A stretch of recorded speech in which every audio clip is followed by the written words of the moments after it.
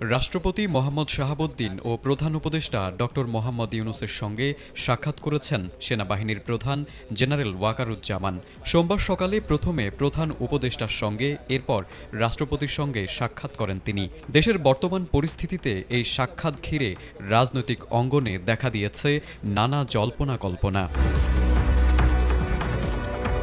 সংশ্লিষ্ট একটি দায়িত্বশীল সূত্র জানিয়েছে, রীতি অনুযায়ী সেনাপ্রধান সরকারিভাবে বিদেশ সফরে গেলে ফেরার পর সে বিষয়ে সশস্ত্র বাহিনীর সর্বাধিনায়ক রাষ্ট্রপতিকে অবহিত করতে হয়। সাক্ষাৎকালে দেশের আইনশৃঙ্খলা পরিস্থিতি ও তা নিয়ন্ত্রণে সেনাবাহিনীর কার্যক্রম সম্পর্কে রাষ্ট্রপতিকে অবহিত করেন সেনাপ্রধান।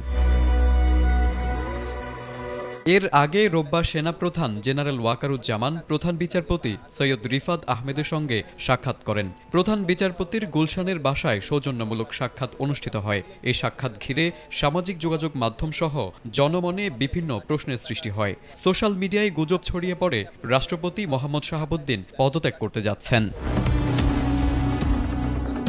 তবে অনুসন্ধান করে জানা গেছে বিষয়টি সম্পূর্ণ ভিন্ন। প্রধান বিচারপতির সঙ্গে সৌজন্য সাক্ষাৎকালে সেনাপ্রধান পিলখানা ট্র্যাজেডি এবং গুমের তদন্ত ও বিচার কার্যক্রম নিয়ে কথা বলেন। এ বিষয়ে সেনাপ্রধান আইনি দিকগুলো জানতে চেয়েছেন। আন্তঃবাহিনী জনসংযোগ পরিদপ্তরের এক সংবাদ বিজ্ঞপ্তিতে জানানো হয়, গত ২৭ আগস্ট চীন সফর শেষে দেশে ফেরেন সেনাপ্রধান জেনারেল ওয়াকারুজ্জামান। তার আগে গত ২০ আগস্ট সরকারি সফরে চীনের উদ্দেশ্যে রওনা দেন সেনাপ্রধান। Desk report, ATN Bangla.